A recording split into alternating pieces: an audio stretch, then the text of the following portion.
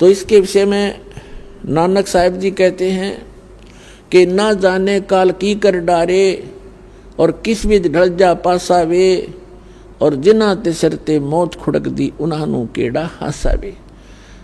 नानक साहिब जी सिख धर्म के प्रवर्तक, परमात्मा प्राप्ति के उपरांत वो ऐसे रहा करते थे मायूस से, क्योंकि वो उस स्थान को देख चुके थे जहां पर हम पहले रहा करते थे।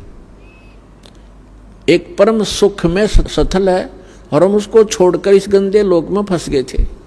अब जिसने वो स्थान देख लिया उसका मन यहां नहीं लगेगा, उसको तो ऐसा लगेगा जैसे तू गलत जगह फंस रहा है। कब वो समय आए मेरे मृत्यु हो, परमात्मा मुझे ले चले उस लोक में, तो इसलिए वो हमेशा मायूस रहते थे। यहाँ का कोई भी सुख उनको सुख दिखाई नहीं देता था। तो उस समय तो एक दो भक्त जाते थे, उनसे कहा करते थे कि महाराज जी आप हमें कभी खुश नजर नहीं आते, आप मायूस मायूस से रहते हैं, इसका कारण बताइए। तो नानक साहिब जी ने कहा था, भाई ना जाने काल की कर डारे और किस विध ढल जा पासावे और जिन हाथे सिरते मौत खुड़क दी उन्हां केड़ा हासावे। कि हमें पता है, ये मालूम है कि कभी भी बिजली गिर जाएगी, ना जाने किन कारणों से हार्ट अटैक हो जा, कोई और रोग के कारण मृत्यु हो जा, दुर्घटना में हो जाए। और यहाँ पता नहीं के बिजली गिर जा। जैसे उत्तराखंड के अंदर गए थे केदारनाथ का माथा टेकने और कल्याण कराने, और वो क्या हो गया वहाँ पर 1 सेकंड में आराम से बैठे बतला रहे थे। कोई कुछ कर रहा था, कोई सोच रहा था, कोई विवाह की बातें कर रहा था, कोई भविष्य की प्लानिंग बना रहा था, ये बनाऊंगा वह कोठी बनाऊंगा। अरे 1 मिनट में बादल फट गया, इतना भयंकर फ्लड आएगी कि सब कुछ बहा दिया, उनकी नामो निशान नहीं। काफ़ी लोगों का तो 100 भी नहीं मिले, मलबे के अंदर दब गए।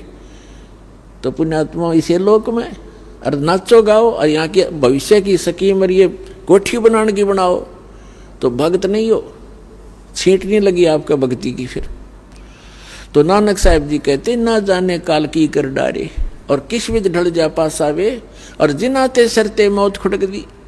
1 सेकंड का पता नहीं। कबीर साहब कहते ना जाने अगले सांस का आवण हो ना हो।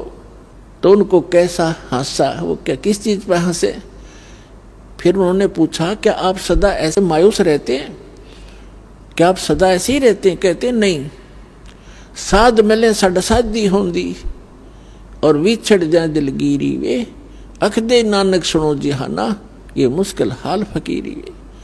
कि जिसमें मेरे भक्त मेरे शिष्य जब वापस आते हैं सत्संग श्रवण करने के लिए और ये यूं के यूं आ जाते हैं, तो मुझे खुशी होती है। क्योंकि पहले स्टार्ट में बहुत ही कम श्रद्धालु उनकी शरण में आए थे, क्योंकि वो ज्ञान पहले वो हिंदू धर्म में जन्मे थे नानक साहिब जी, और फिर उसके बाद ये हमारा मार्ग तो एकदम विपरीत है। उस समय लोग शिक्षित थे नहीं, तो उनकी मार्ग को स्वीकार करने वाले उस समय बहुत कम थे। जिस भी कारण 150-200 जितने भी भक्त आते थे सत्संग सुनने के लिए, तो गिनती के होते थे, और 2-4 नहीं आते किसी दिन।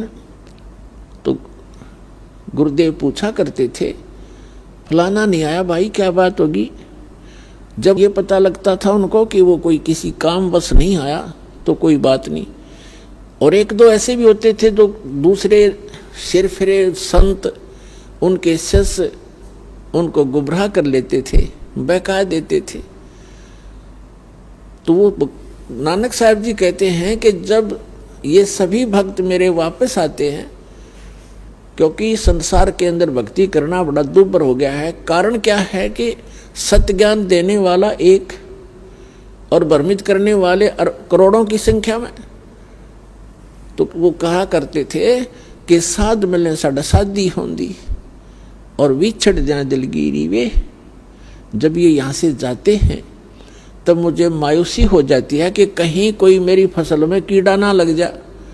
इन भोली आत्माओं को मुश्किल से सिरे चढ़ाया है ये ज्ञान मार्ग दे करके, और ये सिर फिरे पता नहीं कितने नकली पंथ फिरे हैं।